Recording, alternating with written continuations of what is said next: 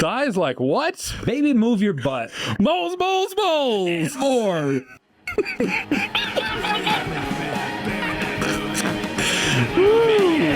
Yeah, that's it. That works.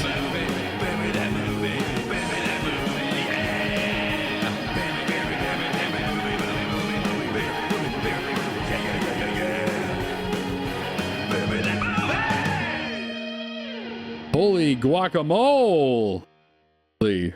We're back. Last Fast Five, we had mayo beer, and this week we have mole beer. Yes. Has Beer Me That Movie jumped the shark? I believe you mean, has Beer Me That Movie jumped the mole, Harrison? It's a reference from Happy Days. I don't think anyone watching this is old enough. Nope, they're all dead.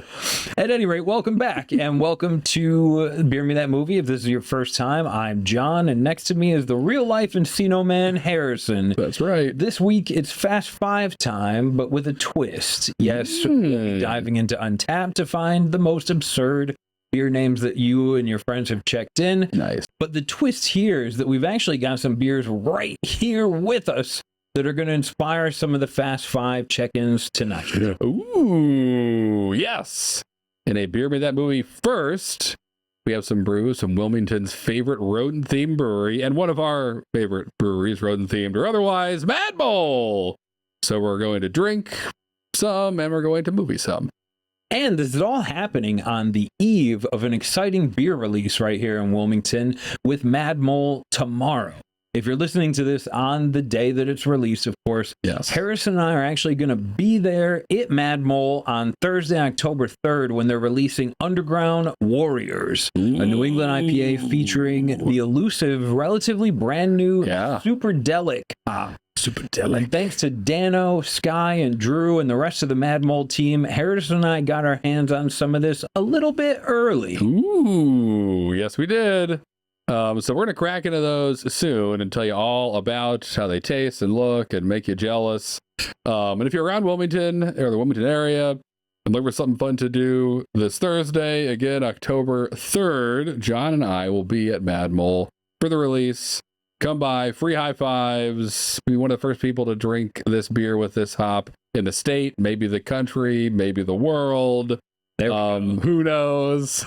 Sounds pretty tasty, but we're going to find out exactly how great it is in a few minutes. Yeah, well, actually, if you show up at this event and you say, you know, you're a fan of the podcast, and you ask Harrison or perhaps myself, right? We will give you a Beer Me That Movie sticker valued at over $1,000 for free, just for being a fan. Yeah, and if you say peace, punch, and give me your lunch, we'll give you a double high five and 2 stickers. I can't even put a value on that. I don't even know what that's worth. But yeah, the double high five is priceless. $1-ish.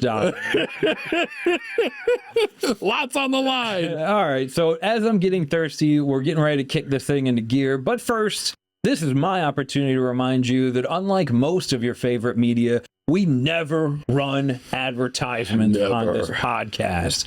Mostly because they're the worst part of a podcast, but also because they're kind of horrible. So, yeah, we're fans of Mad Mole, and we're going to feature their beer, and we're going to feature other people's beers, because that's kind of what this show's about. But as far as advertisements go, pick your own mattress, pick your own dinner, pick your own podcast. Just hit subscribe and come back to this one. All right, that's enough for me. All right, perfect. Yeah, subscribe. You're free to buy whatever you want. So thank you for that, John. And thank you to anyone who has listened and already following us or subscribed. It's so cool to see new people follow us online instead of just bots. Okay, so there are a lot of this amazing, so many pretty ladies wanting to, you don't exist. All right, that's just the way we're living. Okay, so let's jump right into the recap of last week's episode. We picked Cone Goblin. Yeah, we did. Cone Goblin time. A collab from Ghost Town Brewing and Alvarado Street Brewery. That was our feature movie last week. We jumped into the monster movie world, which is kind of like my favorite movies. So we're going to share some thoughts about it. John, do you have anything off the top of your head? I have, as always, a few, but not a ton this week. Well, I think Cone Goblin was like, it was one of those titles when we were scrolling through Untapped. It was a beer name, and it just made me kind of laugh and think right away. Yep. But I didn't think of anything specifically other than, you know, a goblin with a cone on his head. Right. So I really love the way we took that from a funny beer name to an actual movie. And I like, for me, it was one of my favorite moments because it was the first time we actually did a feature that was really around beer and a brewery. Yes. And we managed to tell a story in a way that didn't really poke fun at anyone specifically. Yep. Other than maybe like people from Lagerstrawn or wherever the brewer's from. Made up land. Yep. So it was a lot of fun. I liked that we had the comedic relief from Hope in there. Yep. And the Lagerstrawn brewery. Yep. That guy's poor accent. Klaus, I think his name was. I'm pretty sure we went right on the nose. But it was still like, it was fun to dream that up as we were going.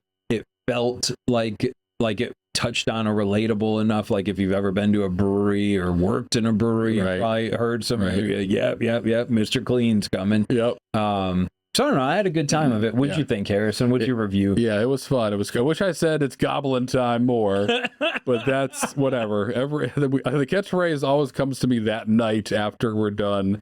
I wake up in a cold sweat going, goblin time. My wife goes, who's in our room? It's me. So please put the bat down. So it's goblin time. Hilarious.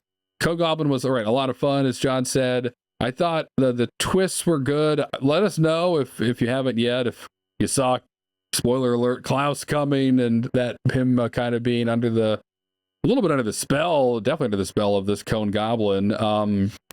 You know, it had some of those elements of monster movies I like, where there's a little bit of exposition and backstory and the history of this Cone Goblin haunting other breweries. And yes, you're right. Like, we had signs all over our brewery that said time to lean, time to clean. And our owner meant it. Like, if you were just goofing off, you would be power washing something within 30 seconds of being seen not doing something constructive. So it didn't happen. People goofing off very much. So that was very real and I think relatable. It made me laugh.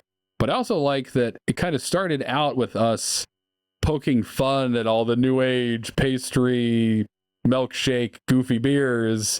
But at the end, I hope the theme everyone took away was like, make whatever you want. Like, don't worry about any potential Cone Goblins, or that you don't make now 9 lagers, where 10 years ago you were poo-pooed if you didn't make 9 IPAs. Like, don't worry about any of that and what's cool and what's not. Just make whatever you want. Do you? That's true. And that's, as long as you're clean, the Cone Goblin will stay away. The Cone Goblin is not real? Yes, perchance you say? I think Cone Goblin might be real. I've seen some people in breweries after a couple of beers that think absolutely that's fair. Look like Cone Goblins. They're definitely sleeping in garbage that night. They're on the side of the road. So no, you can drive me home. It's cool. I got a great car. Yeah, I know we just met. No, I work here, so right. I can Right. I'm just saying, maybe you should call an Uber. Right. Ooh, Uber. Yeah.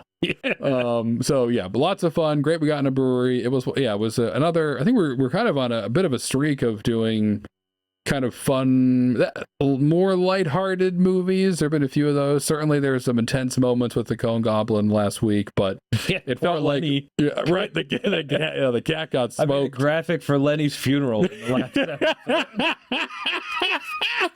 Yeah, Lenny was the only. When it started out, I was actually anticipating the Cone Goblin murdering a lot of people. He just killed a cat, so he's not even that bad. But maybe let us know if you thought he should have been more violent, like what's his name? I mean, by modern political standards, he's just a Springfield citizen.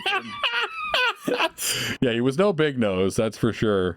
Big Nose was out for blood. Cone Goblin was just there to teach you some things.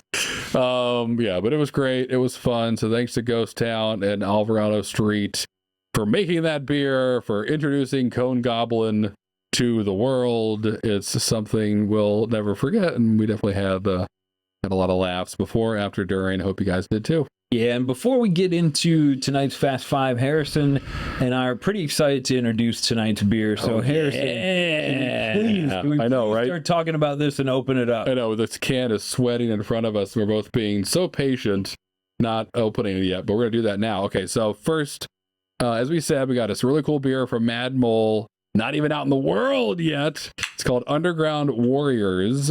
It's a New England style IPA, 6.7%. It's got this new Superdelic hop from New Zealand that we were talking about and Citra in it, but it's mostly Superdelic, like 70% is Superdelic, the rest is Citra, which is also obviously an awesome hop. And so before we jump in, the tasting notes from NZ Hops themselves says that Superdelic's the aroma could be citrusy, berry fruit, tropical fruit, and candy or lollipops, which we did a cool show on another podcast, Working Socially, with a hop farm that does all the El Dorado. That's kind of like it has a watermelon Jolly Rancher flavor to it. So when I saw candy and lolly, I was like, are we going to get another one of those? We don't know. We just opened it. So we're going to do this right now. Is this your first Superdelic hop? Oh, 100,000%. Hey, We're doing it. Cheers. Cheers, partner. All right, let's see what this is all about. Let's get it halfway around the world. Ooh, oh, it does have that little... Man, we're sniffing out of the can, too, which we'll pour it in a glass in a second. We're going to have to put this one in a glass, but the nose on the can alone is just forcing me to smile. Filling me with, candy shop. Good Lord. Let's get in here. I'm gonna go. Oh, ooh. Yo, that's delicious. I'm just smiling. If you don't watch it, I look like I'm frozen. Right. John's still with me. Your computer's not stopped working. John's just having a moment. So I'm going to pour at least some of it into this big old snifty sniff here. Good call. And enjoy it and keep refilling it as we go through the night. But looks delicious as well. Looks like a classic. The label art on this is so cool. It takes me to like underground London punk scene. Yes. Yeah. There you go. Look at a little tube in there. Underground Warriors. Punk rocker mole. Yeah, she's hazy, isn't she? Yeah, looks great. Oh man, it's good. This is one of those times where I regret doing this with just you, Harrison. Not doing this with you, but like this is something where, yeah, you've had 100 New England IPAs. You've probably had 100 just in the year 2024. This one with the Superdelic hops, a little bit of Citra backing, but I understand what they mean. And we're drinking this fresh. This hasn't even really been released yet. Yeah, they canned it like on Monday and it's Thursday. In a week or two, I'm really excited to see what this evolves into. But right now, good Lord, it's different. This would be one where if you drank 2 or 3 back to back, you'd be like, what was up with Underground Warriors? What happened in there? You're right. But I do get a lot of blueberry on the nose. It's like danker than I was expecting, which I love. Agreed. That's great. Yes. There's some green hop, piney resinous in here that I like. Yes. It's not bitter. It's not taking me back to 1999, but it exists. It's got legs. It's got hair on its chest. It does. This is delicious. And it may, dude, no one has really successfully, you could argue, dethroned Citra from being like the coolest hop. There, like, again, there's Nectaron and there's Nelson and Galaxy and all these awesome hops that we love. But like Citra, I still feel is like the one that all of them are chasing. Maybe this is the one that does it. I know when we were talking to Dano, he basically ran a gauntlet to get, like, there's a reason that I haven't had a lot of Super. That's right. Yet. Let's share a little bit about this. And he was saying, I think I'll take him at his, not even his word, but I'll just take what I stole from his conversation. This may be the only Superdelic hopped beer right now in Eastern Carolina. Yeah, 100%. He kind of told us the backstory that he came across this, I guess, back in December of 2023, heard about it, was able to get his hands on a single box and it contract. So he got it for this year, for 2024, when it was, harvested and released and stuff. And so he just got it, very recently, obviously, and then made a beer with it. So at the time, he was pretty sure that no one else in the Cape Fear region or even up into Raleigh had any of this. Seems like it came in a pretty limited quantity to North Carolina, quite the trip from New Zealand, but that may change. But right now, as far as we know, this is it. Anywhere near us. So if you are near John and I, near good old Wilmington, NC, and you want to try some, hopefully you can come hang out tomorrow night with us. Or if you're up in Raleigh, they distribute up there. They distribute out to Emerald Isle. Yeah, good point. Keep an eye out for cans of this. They'll definitely be out and about. But it sounds like it also won't last very long, talking to Dano. Not to freak everyone out and create unnecessary urgency and panic. But he did think there's probably enough to make it through the weekend or so, and maybe not more. Maybe not even more than a day or two. So the Mad Mole is known for the New England IPAs. They release one about every week. So like there's got to be a crowd of people ready for this. And with Superdelic being in the mix, it'll probably be busier than most Thursdays. Even though all their beers, all their New Englands are great. I mean, for me, what's the most exciting thing you can put into a beer? Right. Something I've never had before. Exactly. Drinking beer with mayonnaise. For good or for worse. This is legit. It's like it's taking something that's become very comfortable to me, a New England IPA, and it's just done something a little bit different. And I'm not just saying like, oh, it's a little bit different. There's like 50 extra hops per bit. Like it's noticeable, but it's still comfortable. You know, it's like when you have meatloaf, but they put barbecue sauce on it instead. I love that. Love barbecue sauce on a meatloaf. Yeah, honestly, that's really good. And so is this. You're right, but you're right. So is this. And it was, I got to say, like, we just this morning, the day that we're recording, we went to go meet up with Dano to pick this beer up before its release. Yeah. And it was so refreshing. We got to talk to him and Sky. Drew, happy anniversary. Drew was actually off today, the day we're recording, because it was his anniversary. Yes. So I'm kind of glad that he had the day off for that, but Saturday I didn't get to talk to him. But everyone there, even the guy that showed up to take their grain away to go turn it into animal feed, like everybody there was just so, like, not even just nice, but like happy to be there. And I think you can, like, you can taste that. I've talked to brewers before, and some of them act like this is their punishment. Right. These guys were excited. Oh, happy. Yes. Happy to be there. Great setup they have. It's powered by the sun. It's an electric brewery. It's all solar powered, which is cool too. They care on many levels. You could taste it. You could experience when you go. It's a very nice tap room too. So we'll be hanging out there tomorrow night, drinking a bunch of these, as well as all their other great beers. Probably, it'll be my one night of the year, John, where I really let loose. So get ready. Oh, you're gonna be the code goblin floating in the intercoastal. It's maybe the last episode we record. No, just kidding. Hopefully, but they brought a lot of other beers too. They're behind us. If you're watching, we'll pull some of those out actually in a second. Because we want to talk about those too and make some of it into movies. I think, right? Well, it's the typical rule. So we're really excited to drink this beer, but one of the uncemented rules, a lot of those on the podcast, but the beer of the show can't be featured in the Fast Five. Sure. And I want to break that because Underground Warriors, but I also really wanted to drink this beer. So if we play by the rules, Mad Mole was kind enough to make more than just one beer. That, as Harrison said, they're cranking out New England's on the week. It's amazing. They are. Their lagers are really cool. So we've got a couple to choose from. Do you want to jump into the Fast Five with one of these Mad Mole beers? Oh, I do, John. Absolutely. Do I ever? And as John said, we have a ton. And if you don't know, one of Mad Mole's fun things they do is puns. Puns with moles. No wonder Harry. They're right up my alley. So mole is the word mole is in almost all of their beers, but not all of them. So we've got a nice mix tonight of beers like Moles in the Sun, which is their light lager, and Moletoberfest, which is our Oktoberfest. But we also have Fire in the Mole, which is one of my favorite names. Fire in the Mole is great. We have a beer with pretzels in it called Bavarian Moleworks, and they call it BMW, which is even funnier. They do. So we live in Wilmington. Secrets out. Wilmington is often abbreviated as ILM. Yes. And they do a beer called ILM. Which is pretty, like, they live here. That's cool. Yep. But they've abbreviated it as I Love Moles. I love it. I love moles too. Come on. Who doesn't? Adorable. Cool. Actually, I'm kind of like, if you put me in a room with a mole, I would leave. I do not love little cute moles. Right, especially the star-nosed ones. Those are like aliens. They don't know we're here because they can't see, but in the moment, I would definitely try to climb up a wall and jump out a window. But Mad Mole Good Brewery, moles themselves, they could use a good rebrand. Stay on the ground. Yeah. Don't come near me.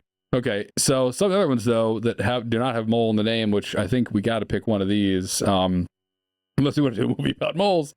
But I liked Out Here in the Fields, which is a quote from the Who song. And that's their corn lager? It's a corn lager. I like that. Carolina beer. Corn. So yeah, you'll be walking out with that one tonight, John. They also have a beer called Trench, which is their porter, which was delicious. I may have had some of that earlier today. A really sexual porter. But one that we both giggled at when we first saw it was a beer called Dump Truck of Doom. Let me grab that one. We can look at it. They're all sweaty. Dump Truck of Doom. So this one, and I'm sure John will throw the logo up, but I think this is the one. Dump Truck of Doom is one of those where if I was scrolling through Untapped, I would see that and I'd be like, this is going to be... Yeah, we'd have to stop at it and go, wow, is this our Terminator? What can we do with Dump Truck of Doom? So let's do that one. Let's kick out the Fast Five with the Dump Truck of Doom from Mad Mole. Okay, so we've got Dump Truck of Doom pulled up here on Untapped. This is coming from behind Harrison. Yes, we actually picked for Mad Mole.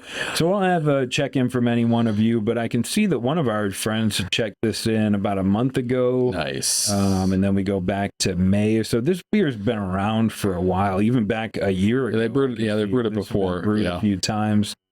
So it's part of Mad Mole, and so we're going to turn this into a movie named Dump Truck of Doom, or a pitch, anyways, for Fast Five. Dump Truck of Doom. I mean, the first place I want to go is like a total twist where it's like it's a girl in a club and it's like a twerking club, and she's got a dump truck on her, but she's like. She's also got a secret. Yeah, exactly. She can't let anyone know. Maybe she's an axe murderer. Maybe she's just like the girl that can't be tamed. Like a banana whale. Like, but exactly. Thank you. I was gonna say Black Beauty. So that's the first place I go. I don't know if I can turn that into a movie, and I don't think Doomful. It sounds great. I don't know if I want to do that because I talked to the team at Mad Mole and they're really nice. They are very nice. It has a picture of an actual dump truck on it. It does. So we could have fun with Dancing Dump Truck Girl of Doom, but what do you got here? So in your mind, save me. Everyone have that movie play out in your own mind, and we'll all get to the same place. So let's do this. Let's do this instead. I have kind of a different riff. So dump trucks, as we all know, collect the garbage. Kind of I'm sure you see some weird stuff in the garbage, but not the most exciting job. So let's change it a little bit. Why this dump truck? Why of Doom? What's this movie about? What if? So we're all familiar with the Men in Black, great movies, super fun, obviously. What you don't see, though, I guess you do see it in one scene for a second, is like the cleanup crew. These guys go around blowing up aliens, and maybe it doesn't even need to be limited to the Men in Black, but some new supernatural investigation agency like the one that Hellboy is part of. Like, they're just dealing with all the ghosts and goblins and aliens and whatever that visit this planet and protect us. Thank you for your service. But okay, so those are all fun jobs to have, going around blowing up monsters. What you never see is the guy's got to clean up the mess. True. It's always the working man that gets left out of the big budget film. That's right. Forgotten, just giving a pizza party every quarter, and and that's it. They don't even have names. They're just, hey, dump truck. On Friday, we're going to get you guys one party pizza to share. Right, exactly. And no bonuses this year. And they can't complain to anyone because they work for a paranormal investigation agency. They, what is HR going to do? We have bigger problems. There's an alien invasion every other week, and you're complaining about pizza. Threatens you. Right. It is an alien. Leave. You can't leave. You can't tell anyone about what you do here. You're trapped as a dump truck driver. Picking up supernatural sludge. So I think we zoom in on the dump truck driver, which is obviously like the lowest rung, that position in this supernatural investigation agency. And that young kid who, wants to be an agent one day and has big dreams, keeps failing the test. He just can't do whatever, can't speak alien well enough, or every time he catches a ghost, he gets haunted himself. He has some issue that he keeps failing on his test. He can't get promoted. So he's Not stuck for lack of effort. Right. He's stuck driving this truck. So because he needs a job, maybe his uncle runs the place. We can figure that out later. But so we follow him, and so he's doing his rounds one night. Big alien crash, blew up a bunch of aliens. All the cool investigator guys. I'm actually like an Iceman type character walking around high-fiving people, and they're just left there shoveling up a bunch of gross slimy limbs and what they think is a dead alien. And maybe what happens is he's driving to dump the stuff off wherever you get rid of supernatural parts, the Hudson River, or some Superfund site or whatever. And as he's there, maybe this alien crash that they were all investigating was a decoy to get all the Men in Black type folks out of the headquarters, and the headquarters explodes. And so essentially you're left with like a lone survivor type scenario where this kid who wants to be part of the best but isn't, now has to go save. He's the last one left, and has to go save the world from these aliens or goblins or whatever we decide they are, by himself. So he has to again kind of overcome his fears, rise to the occasion, and luckily he has this sick dump truck that he can soup up and put some cool decals on and do whatever he needs to do to go beat this huge bunch of aliens, or again whatever kind of supernatural creature we decide on. But that's the gist, John. That's what I have. So he gains the advantage of they think that they've wiped out correct supernatural so he does, investigation right. agency. Psi. That's right. Oh, the aliens think they've got the upper hand, but now this never top perform. This is like Geno Smith versus the entire NFL. Yes, like, he's the last Daniel Jones left versus the Jets by himself. So it's a bit of a, it's an unbalanced battle that he's got, but he's got this dump truck of doom, which maybe we learn does a little bit more than picks up garbage. Maybe there's, as I always default to, a wise old man or a manual that magically falls out of the we're talking glove about box. Supernatural, perhaps aliens that we're battling. Right. It's not out of the realm of possibility that this dump truck itself is some sort of like not exact, but kind of like an Autobot. Yeah. The dump truck, cool. Like eventually it's like the kid's driving, the reception's crap. He's like switching to the AM radio, and then eventually the dump truck's like, hey kid, are we gonna beat these aliens up or what? What the? Are you talking to me, Mr. Dump Truck? Nick Nolte is the voice. 1,000%. And we make him smoke cigarettes in the sound booth. Exactly. Dump truck's like kicking out like puffs of white smoke. I think your head gasket's not doing too good. Yeah, don't need that. Right, I've got lasers. I don't care about head gaskets, kid. So that would be, yes, I love that. So like an Autobot type dump truck that could help him.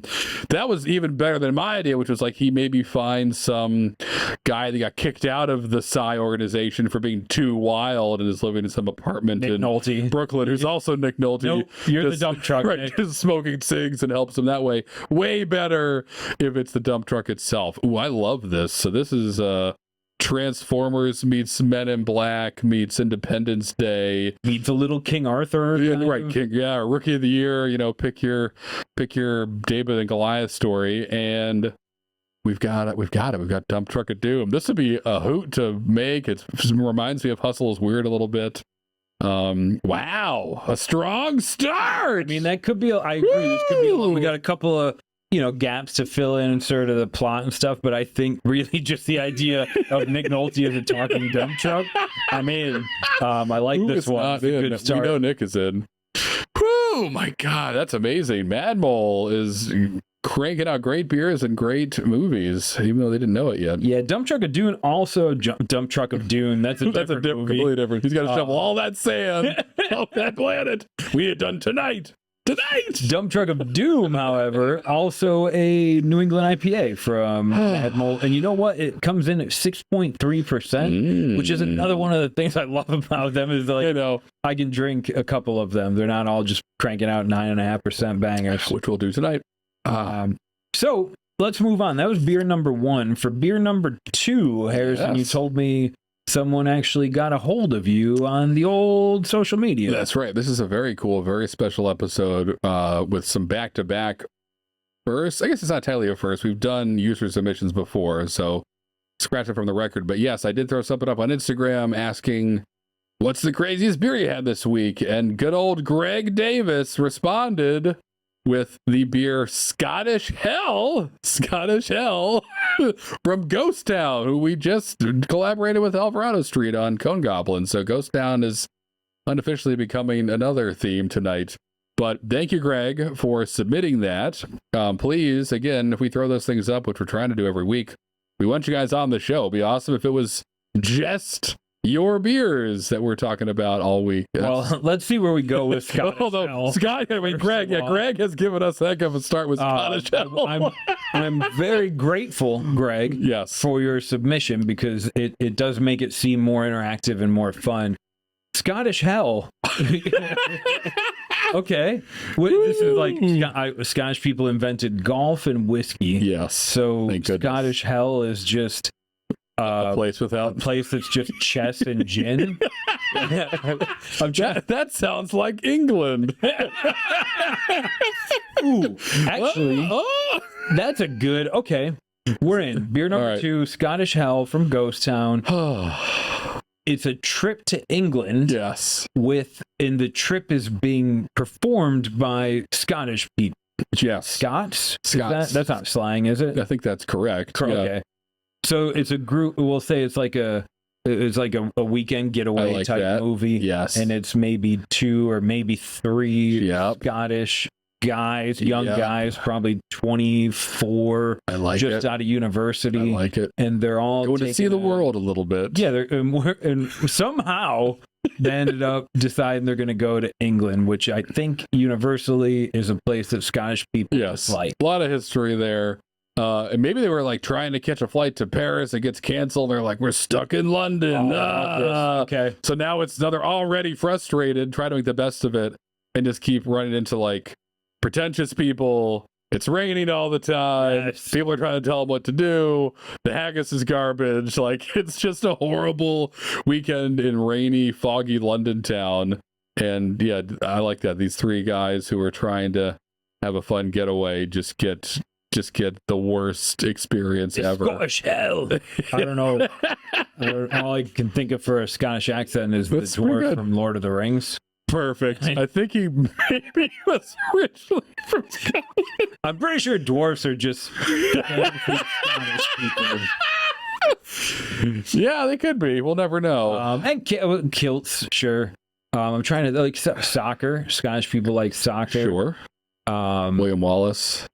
Sure. I mean, honestly, the country itself is marvelous. Oh, I know. Well, as an American, most of what I know about Scotland has been fed to me. So, like correct. They don't like English people. They don't like people telling them what to do. Like William Wallace. They do like soccer. They do like whiskey. Yes. They do make haggis. I can't really say if Scottish people embrace haggis like Americans embrace the cheeseburger, but it's just what I've been told. That's right. It's what the internet or some movie is led me to believe. But I like this idea. I like this beer from Greg. The beer sounds amazing. It's like a 10.5% like bourbon barrel aged or whiskey barrel aged like Scotch ale. So doesn't sound very hellish. Sounds pretty amazing. But I get the nod. So that's our take on it, Greg. Thank you for submitting it. And yeah, guys, please keep them coming. We'd love to be doing this. Scottish Hell was the first one up. We'll see what you guys submit next week and try to get a few of these on each Fast 5. Boom. And that's 2 beers down. So we're actually going to go check your feed, see what beers you've been checking in live, and we're going to come back with beer number 3 for tonight's Fast 5.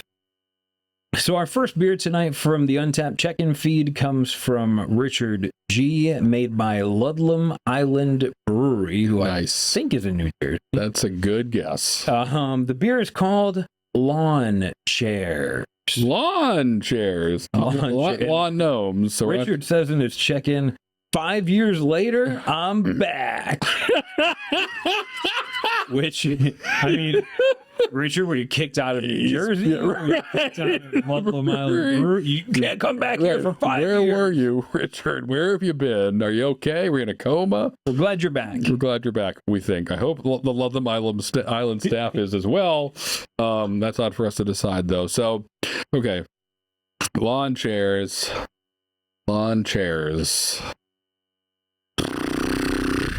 I have a couple thoughts. I like this beer name. Me too. But I got like a woodworker who makes lawn chairs. That's not a movie. That's not even a poem. I kind of think like maybe you could put a spin on it, kind of like Up, where it's the story of life. It's like a young baby playing in the yard and he's climbing on the lawn chairs. Then he goes to college and he ends up bringing the lawn chairs. Right. Then it's always there. Parents die, so he's like, I can't get rid of these are my lawn chairs. And then he's old on the lawn chairs. That's not a movie, though. That's just like a passage of time and someone too frugal to get new lawn chairs. And right, he keeps them for 35 years. Then he's like, they're a little old. I'll put them away. Gets a new one from Home Depot and it immediately breaks. And it's just a metaphor for how everything is made of garbage now. That's a good point. The end of the movie, they're like, buy lawn chairs from the woodworker who John originally mentioned. It's just an hour 20 commercial. That's right. For some small business, a multi-million-dollar commercial about chairs that wins an Oscar. I mean, hey, crazier things have happened. So I don't know if that's the movie. How about this? So lawn, let's look at a different kind of lawn. If you have been out into the world, which I don't do, but John does, and I'm sure some of you do as well, I'm sure you've seen a concert where you have lawn seating kind of out in the cool grassy area that, I mean, the only time I think I've done that was at a Dave Matthews show and it was covered in mud, and so was everybody else, and people were drinking booze out of orange juice bottles, and it was a fine time. It was exactly what you'd think a Dave Matthews Band show was like. And forget about that for a minute, though. So how about this? It's two single people. They go to this concert of a band they obviously both like because they're going to it, and they rent some lawn chairs from the venue, which we're going to say is possible in this scenario. And that's, yeah.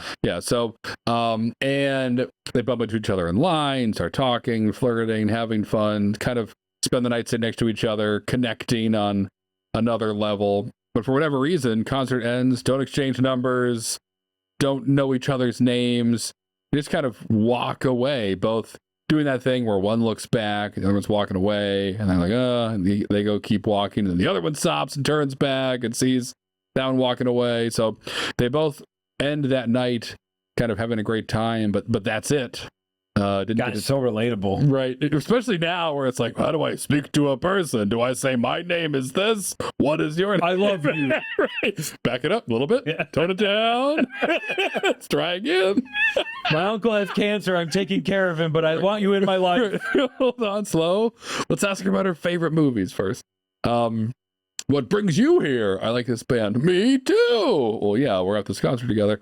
So something like that. So they kind of go their own ways, and it's the story of them kind of almost crossing paths all the time. He walks out of a coffee shop, she walks in, and he turns around and sneezes at the exact wrong time to miss her walking into the shop. He was just there. He's clearly, they're both kind of want to see each other again. He goes to the next show, she's not there. When the band comes back in town the next year, he's sick and can't make it, but she goes. So something like that. A lot of I can already see it where like one of those frustrating movies. Chair and someone's like, right. And she's like, no, I'm saving this for someone. And he's trying to get there. Yep. That's brilliant. Something like that. So already very frustrating. Right, exactly. One of those really frustrating movies where you're like, come on, I mean, turn around the other time. What are you doing? If you were late, you'd have met this girl by now. If you're just less organized. So And I don't know how it ends. It could be sad. It could be happy. We can have fun with that. But it's one of those kind of just, you see fate trying to throw two people together and kind of get to watch how tough that can be. Is the little nuances of life. You turn around because you forgot your pocketbook. So that puts you 10 seconds behind and you just miss them. Or again, you get sick when you shouldn't have. Stuff like that that can put you in situations or miss situations. And they don't know about. None of us know when or if or how many times that's happened to us. Exactly. And neither do they. So I like the idea that it's not like he's going looking for her at the coffee shop, or he knows she works at First National Bank, so he opens up an account there. Right. Like, none of that. It's just a very random bunch of missed interactions that you as the viewer get to see. And I think I know how it wraps up. There we go. But I kind of want to save it and see if this ends up being a feature. I don't want to spoil it. It's been a hot minute since we've done one like this. Reminds me a bit of Banana Whale. Maybe the origin story of what would become a Banana Whale relationship. Or maybe it's sad and it ends a different way. Or maybe I introduce aliens to it. I don't know. Let's stop. I agree. We'll wait. But I like what we've got so far with lawn chairs. It could be something. Couldn't it, though? All right, let's look for beer number 4. Beer number 4 tonight is coming from Drew H., made by Cerebral Brewing, called The Age of Monsters. Ooh. Spooky. Ooh, and Drew tells us in his check-in, great to finally drink the beer. I was part of making the blend. Cool. Drew, blending some beers. I could drink that. So, beer with that movie tradition, while I want this to just be some kind of Cthulhu, Kraken, battle of monster movie, let's not do the obvious. Okay. Sexy nuns. There are plenty of other monsters. Sexy nuns are not one of them. I mean, they could be, but... Right, you don't know. You're right. There are different kinds of sexy nuns. There are good ones and there are bad ones. And different kinds of monsters. Right. The monster means a lot of different things. I think that's what we can play on in this one. So what are some other monsters, in air quotes, that we should be afraid of, or maybe were afraid of in the past, that weren't big and scary and hiding in the night, but maybe right there on the front page of Time magazine, just getting away with horrible things?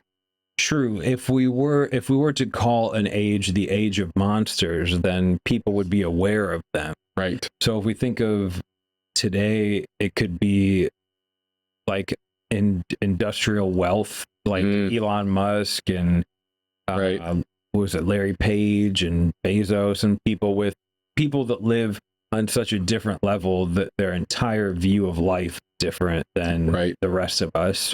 Yeah. A little unrelatable there to everyone, and there could be some monstrous acts occurring, or other ones in the past. I mean, there's some obvious ones, but maybe some non-obvious ones are like, oh boy, the turn of the century, like the Rockefellers and the Vanderbilts, and like people pillaging the world, plundering the planet. Way back, like Caligula in Rome was terrifying, the things he did. He was a human, but he was also kind of a monster. I also like the idea of, we're looking backwards, like early surgery, early doctor stuff. Like, nothing scares me more than whatever time it was in history where someone was brave enough to call themselves a surgeon, but also not understand that you should wash your hands. Like, see, that's a terrifying combo. I can move your liver around a little bit, but I'm not washing my hands. It's a little lumpy in there. Not sure if that's good or bad, but I touched it, so you're out. You're done. Somebody sew this guy up. I've just sprinkled some of these dried corn in here to soak up the evil.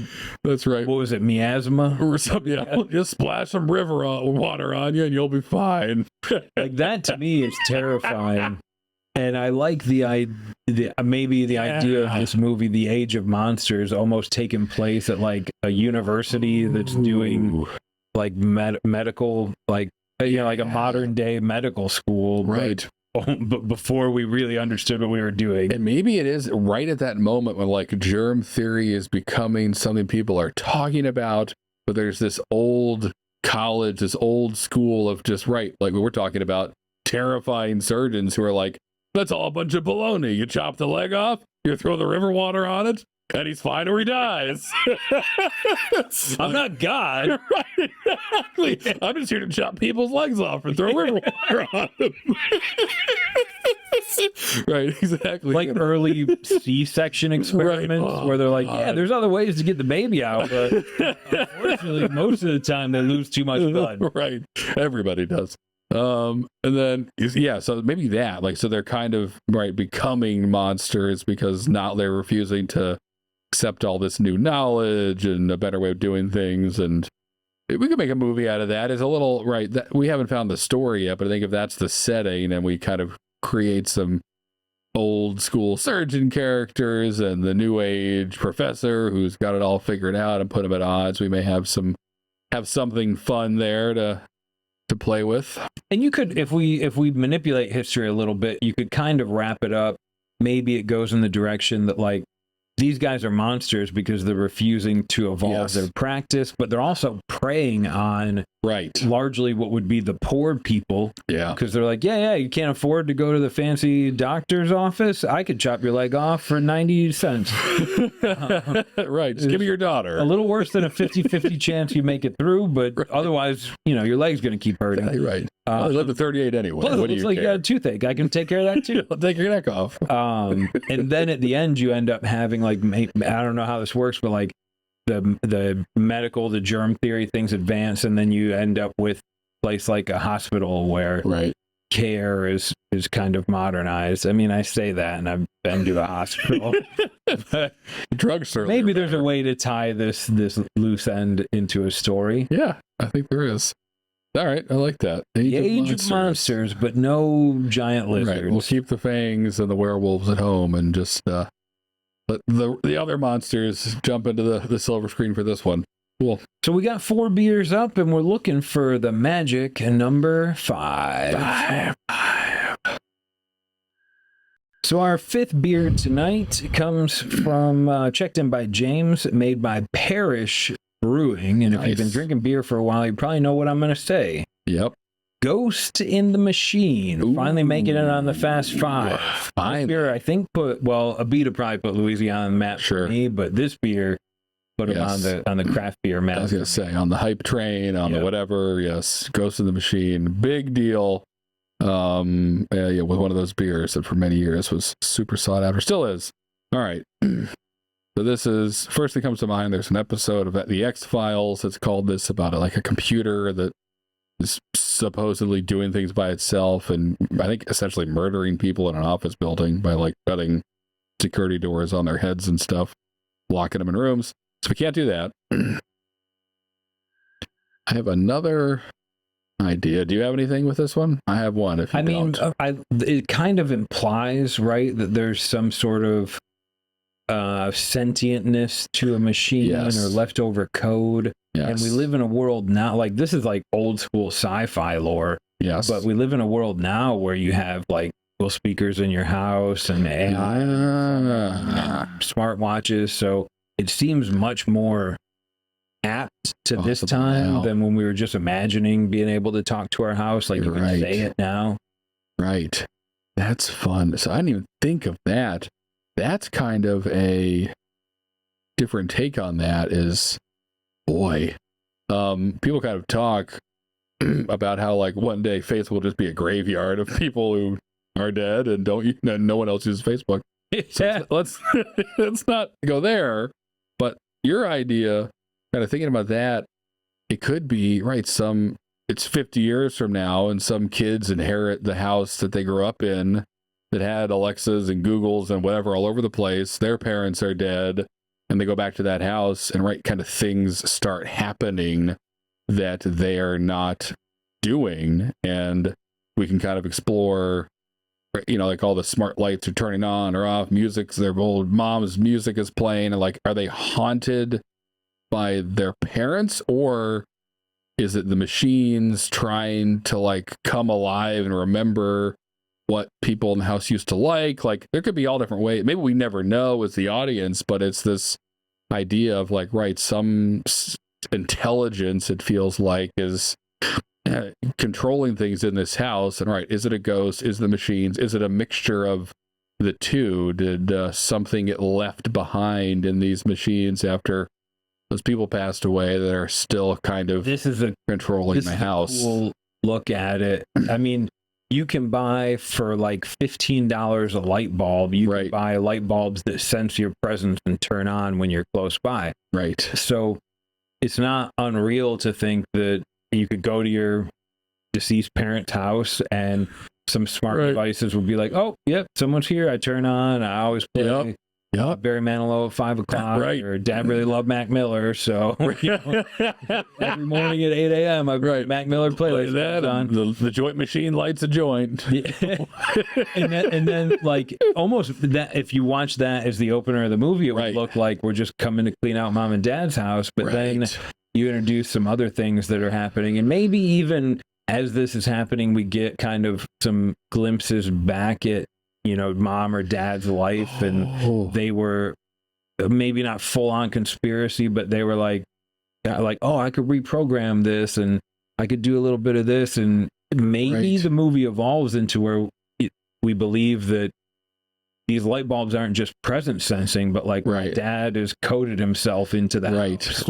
Maybe even actually, or that like the intelligence in, call it intelligence, though, whatever, in the machines maybe had a connection they don't quite understand to the parents who owned the house, and when they die they're essentially sad, and so maybe the first day these kids come into the house, you know, to inherit it, expecting it to find kind of covered in cobwebs and stuff, like walk in and maybe hear the click of the record player shutting off, and like the receiver's still warm, and there's like a half-lit joint in the Mac Miller joint machine, and they're like, was someone in here? But like the house has just been doing these routines for years with no one in the house, and maybe at first they figure that out, assume it's just like a bug and someone just didn't turn the routines off. They learned that they did, but the house kind of turned them back on themselves in the hopes of like bringing the people that died back. Like the Roomba still goes. Exactly. I made the mistake of telling, like, my house was very automated. And I remember my wife and I were on vacation, and I was like, we could die in a plane crash, and the house is still going to regulate the temperature and turn the AC down at night. The lights are going to come on. My music is going to start playing every morning. Like, it doesn't care that I'm not there anymore. Until I stop paying the electric bill. Yes, and then it shuts off. But maybe this house does care and tries to use all those automations to you know, in its feeble attempt at understanding death and whatever, bringing them back. Which would very much be the ghost in this version of a machine. Yeah. The whole house is a machine, which all our houses have already become. You know, we don't have everything automated. It's, you know, appliances and electricity. It's a big old machine. Some of it's overkill, but I mean, I think most of you listening to this show probably remember when you got your first like cordless phone in the house, and you're like, "Oh my gosh, I don't have to wrap this giant tangle around the dog." Exactly. Like, I could take a phone call in the living room or in the kitchen, or in the bathroom. I'll take them all in the bathroom. Now you want to throw your phone in the ocean. That's it. But I like this. This will be fun. This will be cool to explore. It could be kind of haunting and spooky movie, and explore life, death, and the in-between, and find out what the ghost in the machine is, or probably leave it open-ended and mysterious because we don't know. Well, at least right now we don't have to know. That's our 5th beer for the night. We've got one that we actually have right here in person. That's right. We got one submitted on Instagram, and we pulled 3 more from Untapped. And in the interest of keeping this brief, do you think we could get away with one ultimatum tonight? Before we round them up? Yeah, because we've got some good ones already. So we'll give the universe one more shot, or really you guys and your check-ins, one more chance to pop up tonight and give us something good. Otherwise, we're I have some thoughts of what I'd like to do already, but we'll see. Those ultimatums are powerful. Powerful. I want to go back and do the dump truck of doom where it's a sexy dancing girl. Maybe she can be in it. Maybe she helps save him. She rides shotgun with Nick Nolte inside Nick Nolte's head, and he loves it. She's sitting on my seat. There's a dump truck in my dump truck.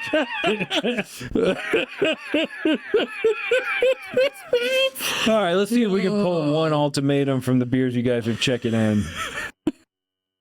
So for the universe's only ultimatum tonight, it was given to us by Ethan, who checked in a beer from the Duck Rabbit Craft Brewery. Love it. Named Rabid Duck. Sick. This is their Imperial Stout, the Russian Imperial Stout, which I think they only brew once a year. Ethan says this was supposed to be enjoyed by 2017, but at 8+ years old, it's still holding on and maybe even gotten better with age. Heck yeah, Ethan. These are the risks we take when we get into the science and beer. And speaking of science and things, rabies. Rabies. Let's talk about it.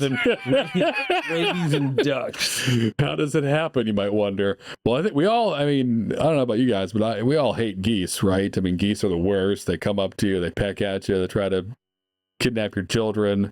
So obviously a duck is not a goose, but I could see a duck terrorizing a rabid duck terrorizing a small town.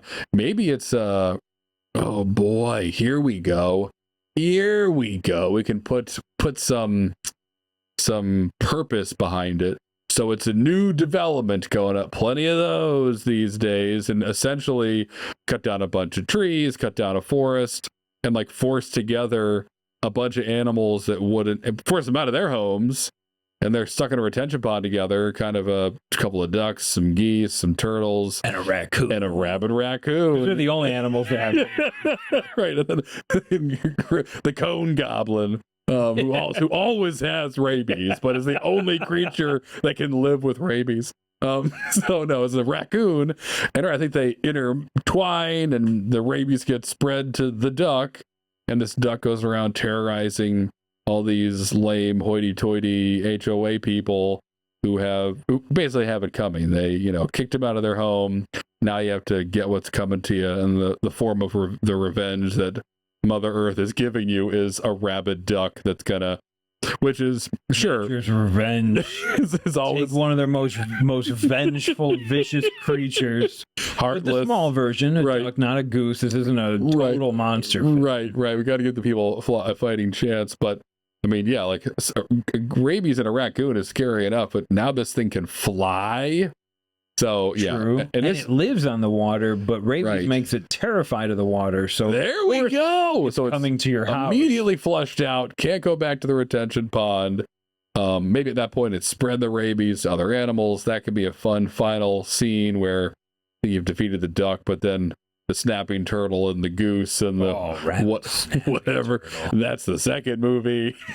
Rabid snapping turtle is probably the name of a strip club somewhere in Missouri. Right. It's pretty dark in here. Yeah, no lights. No lights. It's better that way. Trust us. Keep your hands in your pocket. You don't want to get bit by one of our girls. I mean, you don't want to do something you'd regret. So, yeah, I don't know what the whole movie is. It'd be funny. It's basically like that scene in the Monty Python Holy Grail with the flying rabbit that's just biting people's necks. I'm envisioning that as an entire movie with this rabid duck flying through people's kitchen windows and attacking them in their cars and ruining the local tennis club meeting in this stupid cul-de-sac, a stupid and you could modify it a little bit because, like, as far as I know, based on zero research, there's never really been a case of rabies in duck. Right. So they're like, I don't know, like, we got a good deal on the land. It's a 2-story house. We just moved here because my dentist told me it's a good place to live. Right. But the ducks are assholes. Right. Yes. Like, man, they were chasing my kid the other day, and it bit my kid. And maybe it also ends up, like, I mean, the ducks don't have teeth necessarily, but somehow the rabies through the duck, they get a couple of people. And rabies is perhaps even more scary than early surgeons. Like, rabies, absolutely. I'm pretty sure is near 100% fatal. Oh, yeah. If you have symptoms, you're dead. things to happen to a person. 100%. And you're not going to go get a rabies shot from a duck bite. Right. You might kick the duck if you're kind of a dick. Right. If you ducks can lay eggs too, so maybe we have baby rabies duck zombies that are showing up. This could go a lot of different ways, a lot of levels, but lots of ducks foaming at the beak, flying into people and attacking them, and then those people also getting rabies. Maybe it's like you said, maybe it's the story of these two ducks that have been forced from lake to lake to lake by developments across the country, and in those travels, like encounters some magical ooze. Like maybe they're a different kind of duck that can incorporate or absorb this rabies, but also they're bigger, they're stronger, right? Muscle ducks eating, right, hormones in the water and whatever. They're true, gigantic, jacked up ducks. That retention pond's got about 3 quarts of lead paint in there from all the foundations we had to spray. That's right. And asbestos in there. We're making houses like they used to. The ducks can't burn, right? Right. They're full of flame retardant asbestos. Right, and you can't really punch them because you'll just inhale the asbestos. They're the perfect killing machine, and now they have rabies. Perfect killing machine. And we've just made them even super stronger and now have no fear of death. But fear of water, as you said, and maybe if we want the humans to win, which we don't, that's how they get them. I think this ends with just a flaming development and a laughing rabid duck flying off into the night. But I don't know. Maybe we'll see. But we're going to find out in the future. There's a lot that's very over the top. Sure. I think to do it well. I won't say to do it right, but to do it kind of in the vein of Monty Python, where we're kind of just trying to send a message with this movie. We are. And rabid ducks are fun, so we're gonna have fun doing it. And that brings us to the final point of this Fast Five episode. For the first time ever, we introduced a beer that was submitted on Instagram. We introduced a beer that is actually right behind us. And we introduced only one ultimatum. Ooh. So we've only got 6 beers to remember and then decide on what's going to be next week's feature. We do. We're going to run through them. Here are the choices tonight. We've got Dump Truck of Doom from good old Mad Mole. We have Scottish Hell. Thanks, Greg, for submitting that. We have Lawn Chairs, Age of Monsters, Ghost in the Machine, and Rabid Duck. That was perfection. Yep, that's right. First take. Hopefully no one notices me editing out our terrible memory. So there's 6 beers to choose from. I'm gonna go with elimination to try and dwindle this down a little bit. Okay. And I'm gonna eliminate. I love going first. I'm gonna eliminate Rabid Duck. Oh, okay. All right, that one was fun. I'm with you there. I love you, Greg, but I'm going to take out Scottish Hell. As funny as that is, I don't know how long we can make fun of British people. I mean, probably for a while, but... True. I actually really liked that one. Yeah. But you make a good point. It's really just some interactions with Scottish people hating British people, and I don't know enough about that to do it justice. Those 2 rounds. We've got Age of Monsters, Lawn Chairs, Dump Truck of Doom, and what's the other Ghost in the Machine. Ghost in the Machine. Oh, these are all good. They are good. Ooh, man. I guess I'll take out Age of Monsters as much as I like that. Again, I feel like my knowledge about that time, we could make it up. We have plenty of history here, but I don't know if I know enough about that to make it interesting. That's a good point. I'm just terrified of old-fashioned and new-fashioned surgery. All surgery is terrifying. Right. Right. So now we gotta take out one more. I like Dump Truck a lot. Me too. I love Dump Truck. I like Lawn Chairs a lot. Mm-hmm. So I like Ghost in the Machine a lot too. That would be cool. I don't know how much there is to make that there, though. For that reason, because I don't see how I convert that into a 40-60 minute podcast episode. Right. I'm going to say Ghost in the Machine is out, and then we're down to Dump Truck versus Lawn Chairs. They both be fun for different reasons. Obviously, Dump Truck is going to be... Dump Truck of Doom feels like a Beer Me That Movie. Yeah, I agree. But lawn chairs is cool. We haven't done something like that, and it'd make us kind of think through how can people have so many near misses and what's that say about fate and life and whatever.